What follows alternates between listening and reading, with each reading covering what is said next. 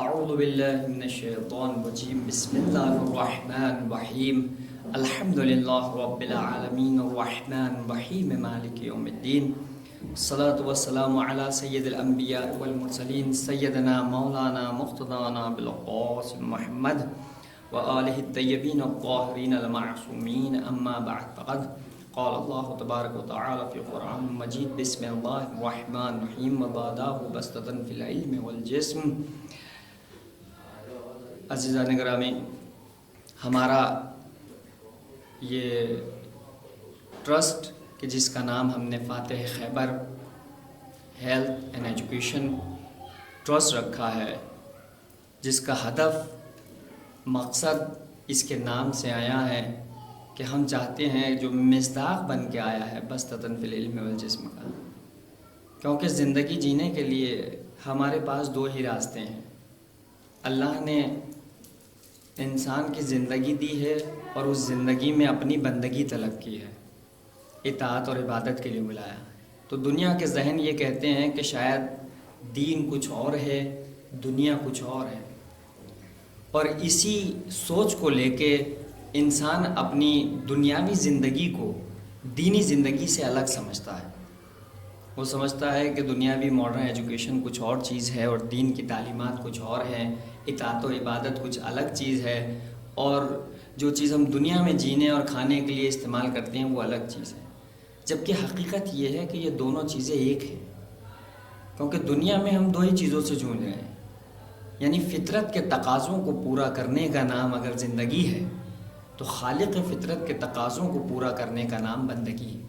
اور انہی دونوں کو ایک ساتھ ایسے باندھ کے اللہ نے ہمیں پیش کیا ہے کہ جسے ہم دین اسلام کہتے ہیں۔ یہ دین اسلام کوئی ریلیجس دین نہیں ہے، یہ ایک مکمل زندگی جینے کا طریقہ ہے، اور اس مکمل زندگی جینے کے طریقے میں جو اہم ترین چیز ہے وہ یہ ہے کہ اللہ نے اپنے دین میں ہماری زندگی کا بہت خیال رکھا ہے۔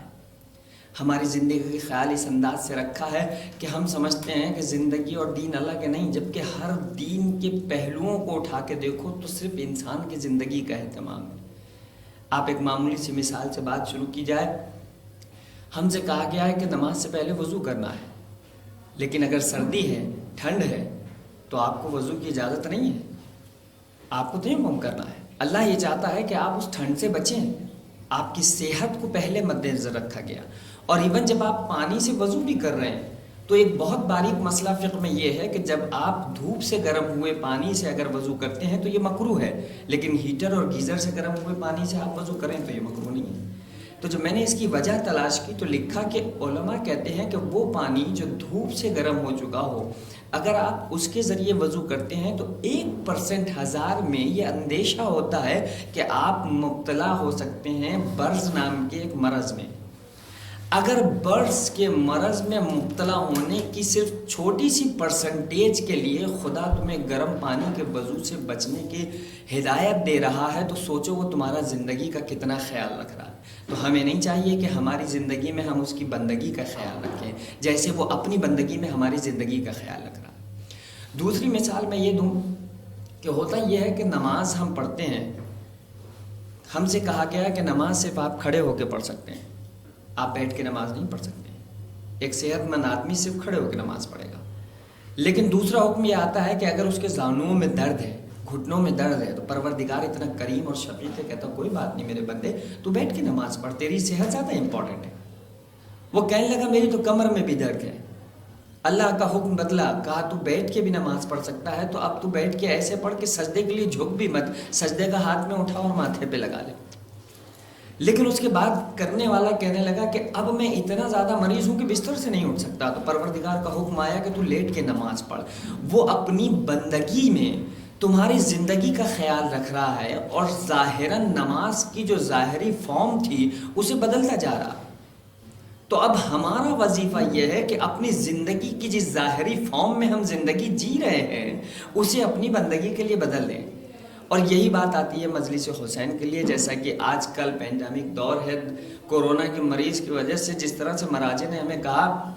کہ سوشل ڈسٹینسنگ اور ماسک اور سینیٹائز کرنے کے بعد مجلسوں میں بیٹھو، تو لوگوں کے اعتراض شروع ہوئے کہ مجلسوں میں وہ ماحول نہیں رہا، وہ روحانیت نہیں رہی، وہ بیٹھنا ایک ساتھ، وہ داد دینا گھٹنوں پہ اٹھ کے، وہ ساری فارم بدل گئی۔ ظاہر عبادت کی فارم بدل سکتی ہے، جیسے نماز مختلف انداز سے آپ نے پڑھی تھی، لیکن روح نماز آپ کہیں نہیں بدل سکتے۔ جو بیٹھ کے نماز پڑھ رہا تھا وہ بھی کہہ رہا تھا قربت اللہ، جو کھڑے ہو کے نماز پڑھ رہا تھا وہ بھی کہہ رہا تھا قربت اللہ، جو لیٹ کے نماز پڑھ رہا ہے وہ بھی کہہ رہا ہے قربت اللہ۔ ایسے ہی مجلس اعضاء کی ظاہری فارمیں بدلتی ہیں۔ آج ایک زمانہ تھا کہ فرش اعضاء بچتی تھی، چاندنی بچتی تھی، مرچیاں ہوتا تھا، مجلس ہوتی تھی، لوگ چپک کے بیٹھتے تھے، لیکن آج کے دور کا تقاضا یہ ہے کہ آپ سوشل ڈسٹینسنگ سے بیٹھیں۔ یہ ہمارے دین اسلام پہ کوئی اعتراض نہیں ہے، یہ اسلام کی کیپیسٹی اور کوالٹی ہے کہ وہ ہر حال میں انسان کی صحت کا خیال رکھ رہا ہے۔ اور مراجع کا یہ حکم آنا اس بات کی تائید ہے کہ اب آپ مجلسوں میں آؤ تو مجلس کی روح نہیں بدل سکتی۔ ہماری روح اعضاء ابھی بھی وہ ہے کہ کل بھی ہم حسینیت کو زندہ باد کہتے تھے، یزیدیت کو مردہ باد کہتے تھے، آج بھی مجلس اعضاء چاہے سوشل ڈسٹینسنگ کے ساتھ، زوم کے ساتھ، میڈیا پہ، فیس بک پہ، ٹویٹر پہ، جیسے بھی پیغامات آپ کو ملتے ہیں عزاداری کے، ہمارا مقصد اعضاء زندہ ہے۔ اور انہی مقصد اعضاء کو، مقصینیت کے مقصد کو، انسانیت کو زندہ رکھنے کے لیے ہم نے اپنا ایک ٹرسٹ شروع کیا ہے، جس میں ہم اسی معیار الہی کو، کہ جس نے انسان کی صحت کو فرسٹ جسے کہا جائے ہدف رکھا ہے، اپنی واجب عبادت جس کے بغیر کوئی چیز قبول نہیں ہے، اس کو مختلف انداز سے بدل دیا۔ ہمیں کہا پانی سے چھوڑ کے تیمم کر لو، لیکن اپنی صحت کا خیال رکھو۔ تو آج کے دور میں ضرورت ہے کہ ہم اپنی صحت کا خیال رکھیں، اور اس کے کہیں زیادہ اہم یہ ہے کہ ہم اپنی معرفتوں کو اتنا بلند و بالا کریں کہ ہماری بصارت کے ساتھ بصیرت بھی ہماری روشن ہو۔ اس کے لیے تعلیم ضروری ہے، اور ایسی تعلیم، ایسی ایجوکیشن جو انسان کو انسان بنائے، دین شناس بنائے، انسان شناس بنائے۔ آج اس دور میں جہاں ہمیں ایجوکیشن اتنی غلط طریقوں سے دی جاتی ہے کہ ہم جس وقت ایجوکیٹڈ ہو کے سمجھتے ہیں کہ ہم نے کالج کراس کر لیا، اسکول ختم کر لیا، اب ہم جاب کے لیے جا رہے ہیں، تو ہمارے ذہن میں مقصد صرف کمانا ہوتا ہے کہ جتنا پیسہ ہم نے ایجوکیشن پہ لگایا ہے اب وہ ریٹرن کیسے لیا جائے۔ یہ آج کی ایجوکیشن کی مینٹلٹی ہے۔ لیکن اسلام یہ کہتا ہے کہ تمہاری صحت اور تمہاری تعلیم تمہیں وہ کوالٹیاں دے سکتا ہے جس میں تم لیڈرشپ کر سکو، جس میں تم لیڈر بن سکتے ہو، رہبر بن سکتے ہو۔ تمہارے اندر تعلیم کے ذریعے اور قوتوں کے ذریعے، طاقت کے ذریعے تم لوگ بادشاہی کر سکتے ہو۔ تو اسلام جب تعلیم کے لیے حکم دیتا ہے تو اس سے مراد صرف دینی تعلیم نہیں ہوتی کہ قرآن پڑھو، حدیث پڑھو، رسول کی اور صرف تفسیریں پڑھو، نہیں، تعلیم سے مراد تعلیم کی ہر وہ چیز ہے جو تمہارے نفس کو فائدہ دیتی ہے اور تمہاری صحت کو برقرار رہتی ہے۔ اور اس میں سب سے پہلے ڈاکٹری آتی ہے، میڈیکل سائنس آتی ہے، طب آتی ہے،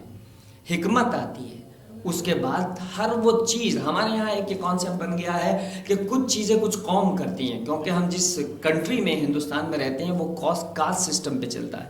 اور کاسٹ سسٹم کے اعتبار سے ہم نے کام بانٹ دیا۔ آئی ایم سوری ٹو سے، یہ کوئی سسٹم نہیں ہے کہ موچی کوئی اور ہوگا، صفائی کرنے والا کوئی اور کاسٹ سے ہوگا، سلائی کرنے والے کو درزی اور تیل بیچنے والے کو ہم تیل ہی کہیں گے۔ اسلام نے ہر کام کو تمہارے لیے عزت اور شرف کہا ہے، بس یہ ضرورت ہونی چاہیے کہ وہ کام اگر واجب کفائی کی طرح ہو۔ مثلا اگر آپ کے شہر میں کوئی جنازہ آ جاتا ہے تو ہر شخص پہ واجب ہے کہ اس کے غسل اور کفن اور تدفین کے لیے کھڑا ہو، لیکن اگر کوئی ایک فرد اس کا غسل کر لے یا اسے تدفین کر دے تو باقی سے ساقط ہو جاتا ہے۔ اسی طرح تمام وہ امور جو ہماری زندگی میں ہمارے لیے ضروری ہیں، چاہے وہ میترانیوں کے صفائی کے کام ہوں، چاہے وہ جوتے سینے والا ایک موچی کا، ایک جمعدار کے کام ہوں، چاہے وہ کسی بھی کاسٹ سے کنیکٹڈ کام ہوں، ہم پہ سارے کام واجب کفائی کی طرح ہیں۔ لیکن اگر کچھ لوگ اس ذمہ داری کو لے لیتے ہیں تو وہ دوسروں سے ساقط ہو جاتی ہے۔ تو ہم پہ واجب ہے کہ ہم ہر چیز کی تعلیم حاصل کریں، چاہے وہ بلڈنگ بنانے سے لے کے مزدوری کا کام ہو، انجینئرنگ کا کام ہو، یا اس ماڈرن دور میں جیسے کہ میڈیکل سائنس آگے بڑھ رہی ہے، اور اس دور میں جہاں لوگ سوشل ڈسٹینسنگ سے کام کر رہے ہیں، آپ کو نیٹ سیکھنا چاہیے، کمپیوٹر کی نالج ہونی چاہیے، ان سافٹ ویئرس بنانے کے میدان میں آپ کو پہلے ہونا چاہیے تھا، نہ کہ کسی ایسے یہودیوں کو یا عیسائیوں کو کہ جن لوگوں نے تمہیں پیچھے چھوڑ دیا، جبکہ تعلیم اور تربیت اور صحت اسلام نے تمہیں 1400 سال پہلے دی تھی۔ تو ہمارا اہم مقصد یہ ہے کہ ہم ان بچوں کو جوڑ رہے ہیں اپنے ساتھ کہ جو تعلیم کے میدان میں آگے جانے جاتے ہیں، لیکن زندگی کے کچھ امور، اقتصادی حالات یا ان کے گھریلو حالات یا قوم اور قبیلے کے حالات کی وجہ سے وہ اس میدان میں پیچھے ہیں۔ ہماری گزارش ہے کہ وہ آئیں اور ہم سے جڑیں، ہم ان کی مدد کریں گے، ہم انہیں اچھی تعلیم، اچھے کالجز، ایون اگر ہمارے اختیار میں ہوگا ہم ایجوکیشن کے لیے انہیں اوورسیز تک، باہر کنٹری تک بھیجنے کے لیے کوشش کریں گے، لیکن تعلیم کے معیار میں وہ اتر کے دکھائیں۔ اور صرف تعلیم دنیا کی نہ ہو، اخلاقات اسلامی، دین، انسانیت پہلے سیکھے۔ جس دن انسانیت سیکھ لے گا اس دن وہ خدمت خلق کرنا سیکھ جائے گا، اور جب خدمت خلق کرنا سیکھ جائے گا تب اسے پتہ چلے گا کہ خدمت کرنے کے لیے پہلے خود مضبوط ہونا ضروری ہے۔ اس لیے صحت اور ایجوکیشن یہ دو اہم، جسے کہا جاتا ہے ذمہ داری ہے، جو ہمارا ٹرسٹ فاتح خیبر کے نام سے اپنے کندھوں پہ اٹھا کے چل رہا ہے۔ صحت کے میدان میں نہ جانے کتنے لوگ ہیں جو ایسی جگہوں پہ رہتے ہیں جہاں اچھے ہاسپٹل نہیں ہیں، نرسنگ ہومز نہیں ہیں، ان کو ان کمیوں کی وجہ سے مشکلات کا سامنا ہوتا ہے۔ ہماری کوشش ہے کہ ہم کو ان کی بھی مشکلات کو حل کر رہے ہیں اور آئندہ بھی کریں گے، اور آنے والے وقت میں ہمارا ایک اہم ہدف یہ ہے کہ ایک ایسا ہاسپٹل بنایا جائے جو لوگوں کے لیے بہت کم کاسٹ پہ ان کا بہترین علاج کر سکے۔ جیسا کہ آج کل میڈیکل لائن کے لوگوں نے اسے ایک بزنس بنا لیا ہے۔ ایجوکیشن اور میڈیکل اس وقت دنیا کے سب سے بڑے بزنس ہیں، لیکن ہم چاہتے ہیں کہ اسے اس معیار سے اتار کے انسانیت کے ہاتھ میں مفت رکھیں، لیکن وہ مفت اتنا مفت نہ ہو کہ اس کی اہمیت کو بھول جائے۔ ایجوکیشن، اچھی تعلیم اور اچھی صحت تمہیں اس مقام پہ پہنچا سکتی ہے جس مقام میں قرآن اشارہ کر رہا ہے، بسطۃ فی العلم والجسم۔ یہ دو چیزیں تمہیں راجہ بناتی ہیں، تمہیں ملوک دیتی ہیں، بادشاہت دیتی ہیں، تمہیں نبی اور امام بنا سکتی ہیں۔ اسی لیے رسول اکرم نے کہا کہ علماء امتی افضل من انبیاء بنی اسرائیل، کیونکہ علم اگر ہے تو علم تمہیں اس مقام تک لا سکتا ہے کہ تم صف انبیاء تک چلے جاؤ۔ تو ہماری کوشش یہ ہوگی کہ ہم اپنے آنے والی نسل کو اچھی تعلیم، اچھی تربیت اور اچھی ایجوکیشن کے ساتھ اچھی صحت پرووائڈ کر سکیں، اور اس کوشش میں ابھی یہ ابتدا ہے۔ ہماری گزارش ہے ہر اس شخص سے بھی جو اس زمینے میں کام کرنا چاہتا ہے وہ ہمارے ساتھ جڑیں، ہمارے ساتھ آئیں۔ کچھ مریضوں کا علاج کرنا ہے، کچھ بچوں کو تعلیم دینی ہے، اور یہ مقصد صرف ہمارا نہیں، یہ ہر اس شخص کا ہے جو دائرۂ انسانیت میں پل رہا ہے۔ میری گزارش ہے ہر اس شخص سے جو اس میدان میں قدم رکھنا چاہتا ہے کہ وہ آگے بڑھے، اور ہمارے اس مشن، ہمارے اس ٹرسٹ سے جسے ہم نے فاتح خیبر ایجوکیشن اور ہیلتھ کے نام سے شروع کیا ہے، کہ آپ ہمارے ساتھ جڑیں اور ہمارے اس ادارے کو اور بہتر اور لوگوں کی مدد کرنے کے توفیق کے قابل بنانے میں ہماری مدد کر سکیں۔